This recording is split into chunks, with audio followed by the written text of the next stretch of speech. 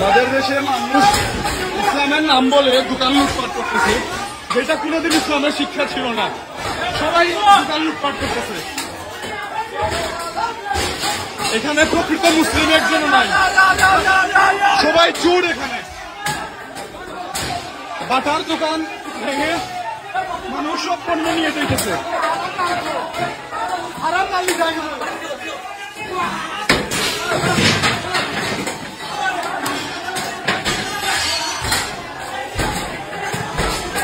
ইসলাম কখনো এটা শিখায় নাই।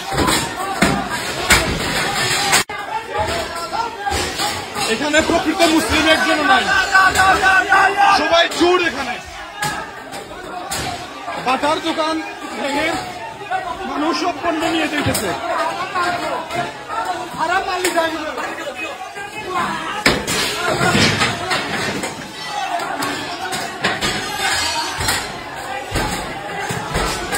ইসলাম কখনো এটা শিখায় নাই।